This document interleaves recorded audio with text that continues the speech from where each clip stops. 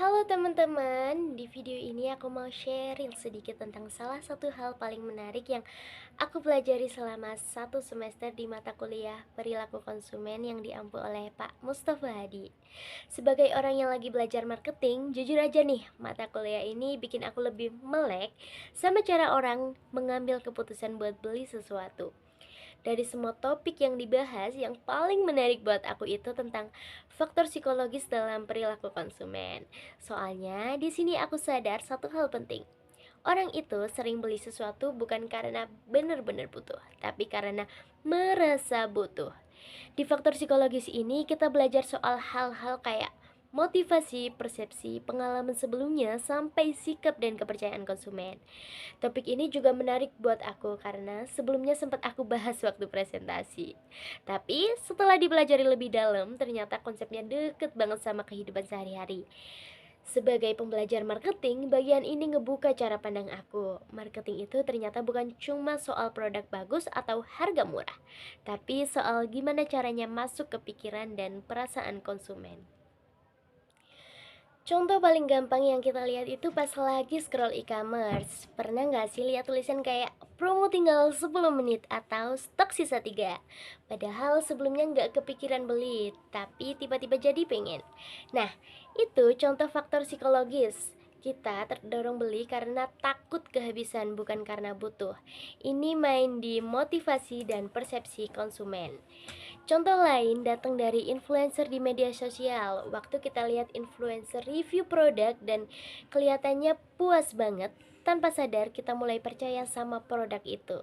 Padahal kita belum pernah coba sendiri, tapi karena ada rasa percaya dan pengalaman orang lain, keputusan beli jadi lebih gampang. Ini nunjukin kalau kepercayaan dan pembelajaran dari orang lain itu pengaruhnya gede banget. Terus ada juga iklan-iklan yang nggak terlalu nunjukin produknya, tapi lebih ke cerita. Cerita soal keluarga, perjuangan, atau momen haru. Produknya mungkin biasa aja, tapi karena emosinya kena, kita jadi lebih ingat brandnya. Ini bukti kalau emosi punya peran besar dalam keputusan konsumen.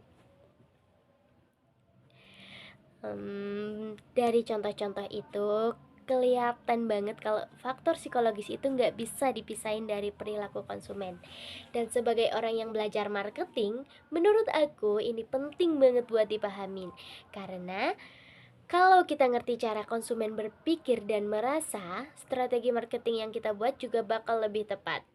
Di sesi selanjutnya, aku bakal sharing pengalaman dan feedback aku selama ngikutin mata kuliah perilaku konsumen.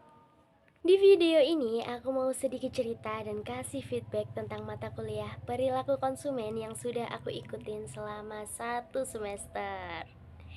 Menurut aku pribadi, mata kuliah ini relevan banget, apalagi buat yang lagi belajar marketing. Materinya nggak cuma teori, tapi gampang dikaitkan sama kehidupan sehari-hari. Jadi, pas belajar, aku sering kepikiran, oh, pantesan ya orang bisa beli ini. Diskusi dan contoh kasus yang dibahas juga bikin aku lebih kritis. Sekarang kalau lihat iklan atau promo, aku jadi mikir, ini lagi mainin sisi psikologis yang mana ya?